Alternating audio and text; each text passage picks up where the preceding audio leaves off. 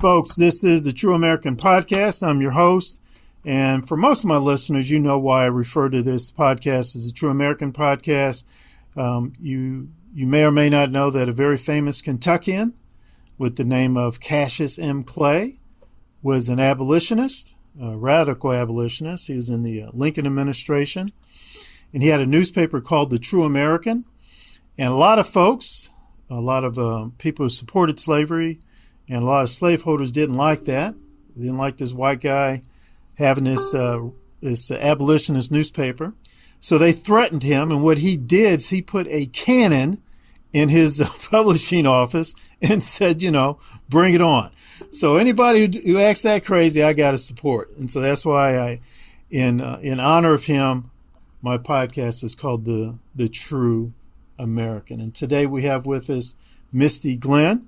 She is going to talk to us about higher education and JCPS students and how parents and what parents can do to help their son or daughter be prepared to do college work.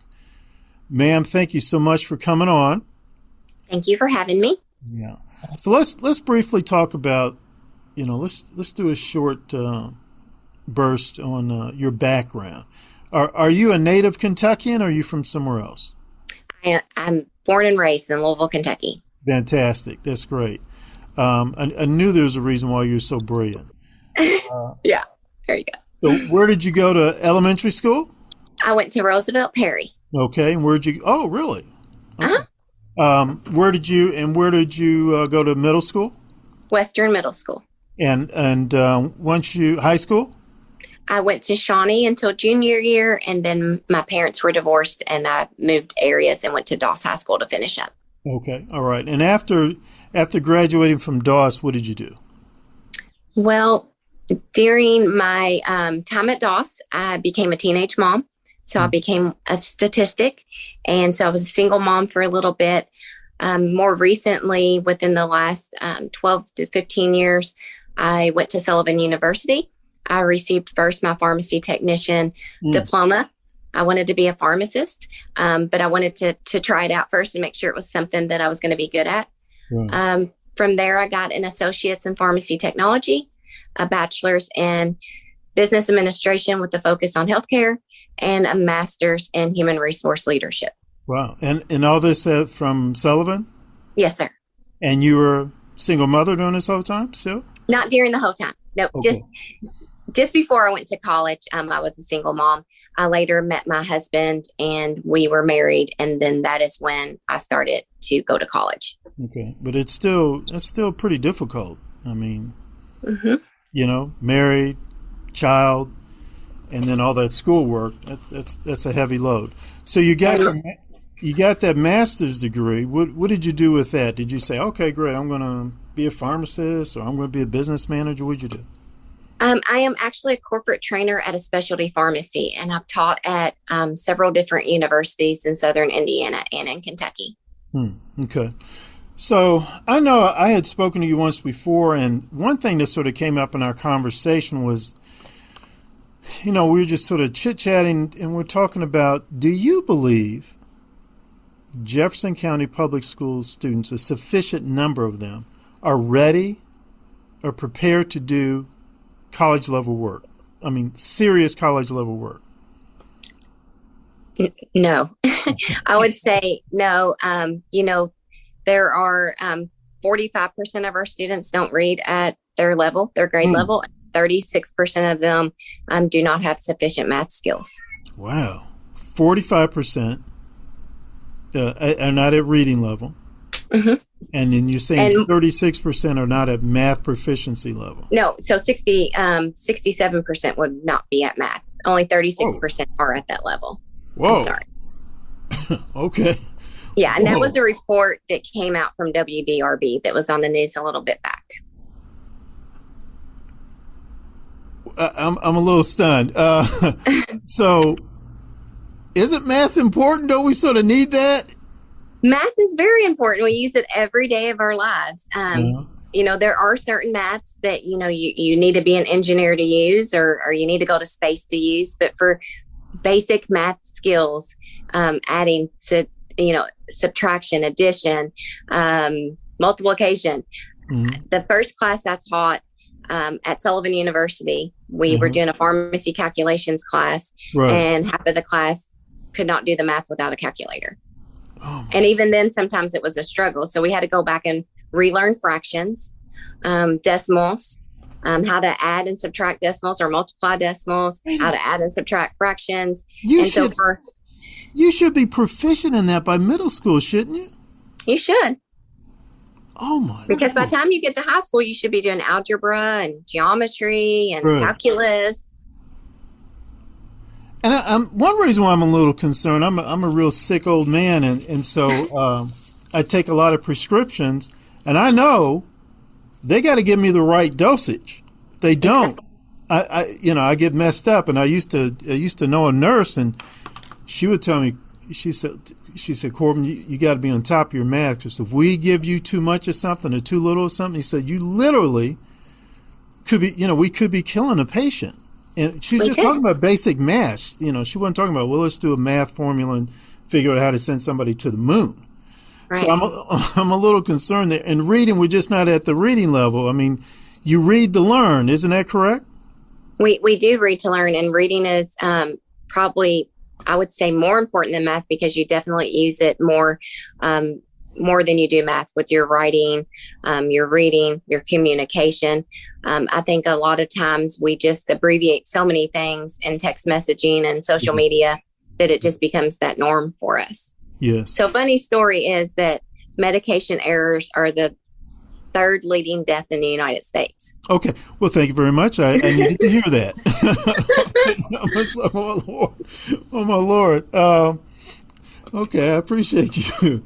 You've really brightened my day. So what do you think are some possible solutions? And I don't want you to say anything that's going to get you in trouble with anybody, but what do you think? Because that's just not acceptable.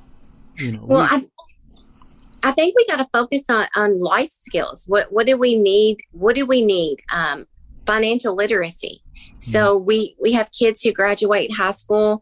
They get into severe debt by taking out college loans. They may or may not finish college. And so that just becomes a debt that hangs over their head for the rest of their lives. There are grants out there. There's FAFSA, there's scholarships. There's so many things.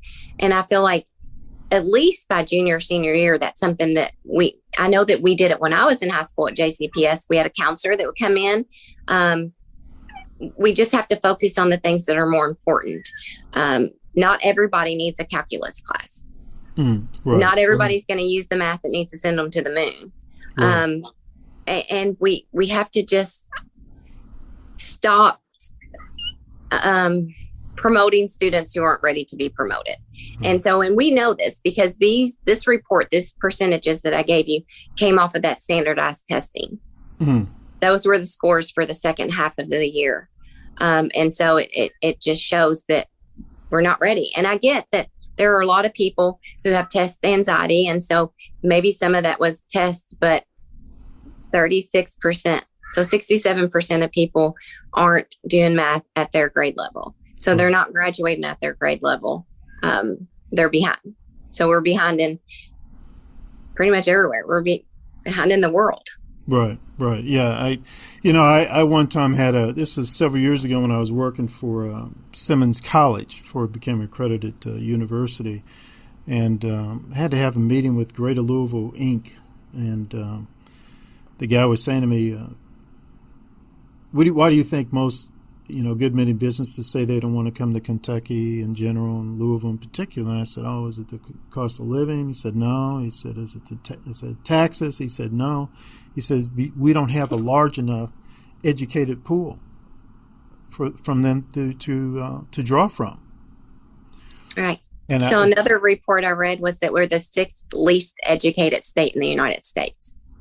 And that's totally unacceptable. I wasn't born here, but I was brought here by my father, and I love Kentucky. I'm proud to be. I love Louisville, and I'm proud to be a Kentuckian. That's not at all acceptable. What are some other things that you think parents can do to make sure their son and daughter are getting an adequate education, and when they get that diploma, that they can say, hey, I can read at this level. I can do Right. math at this level.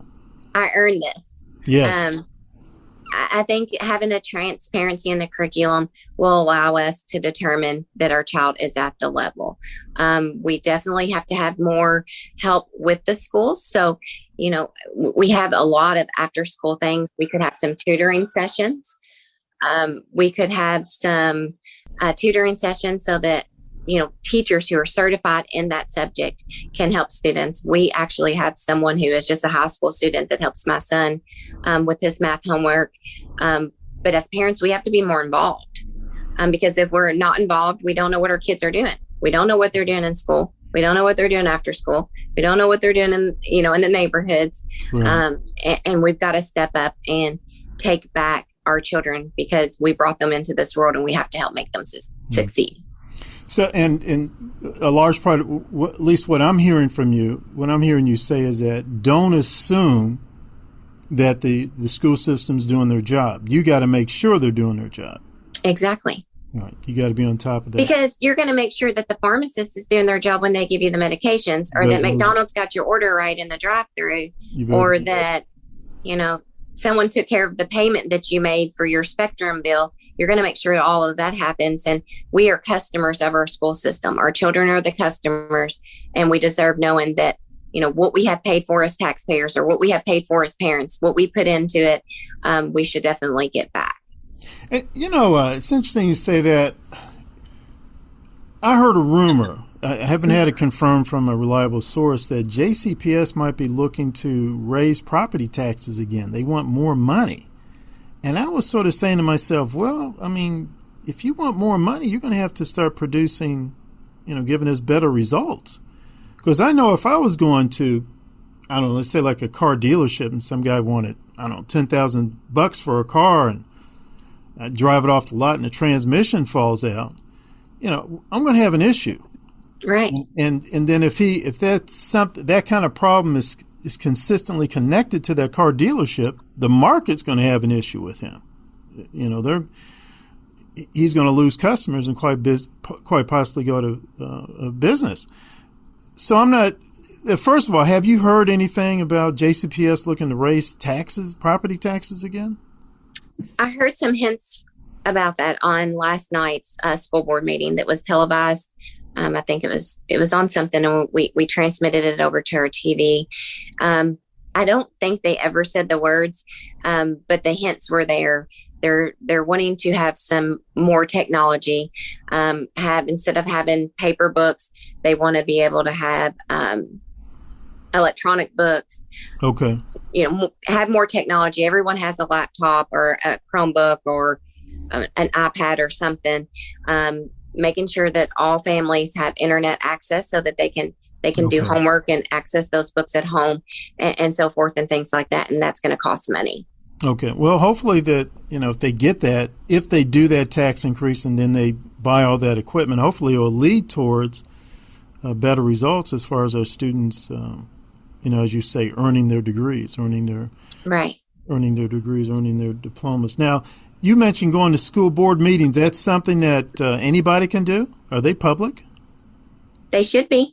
Okay. All right. I know during COVID, they kind of backed off of, allowing a full open forum for people to come in and right. speak due to COVID. But any taxpayer, whether you have a child in JCPS or not, you should be able to go in and discuss your concerns with the school board, and they should be willing to listen to you. Right, because if you own property anyway, you're paying you're paying the budget. You're paying them. Okay, well, we'll stop the conversation here. Hopefully, we'll be able to do this again sometime. Yeah, I hope really so. Appreciate you, and I hope people really pay attention. Close attention to what the sisters just shared with us. Some of that information is a little startling there. I lost my breath for a minute there, and I've got a note here. Call my pharmacist. I want to know where you graduated from high school and all.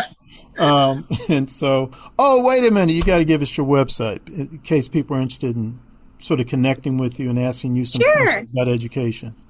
Yeah, so my website is www.misty, Glin, GLIN.com. Okay. Folks, this is the True American Podcast. I'm your host. We just spoke with Misty Glin. She just gave us her web address, mistyglin.com. Great educator, very dedicated educator, and I strongly suggest if you have a son or daughter in JCPS, you should get a hold of her, talk to her, and she can give you some tips and information and some insights. Sis, thank you so much. Let's do it again sometime. Thank you. I would love to. Thank you so much for having me.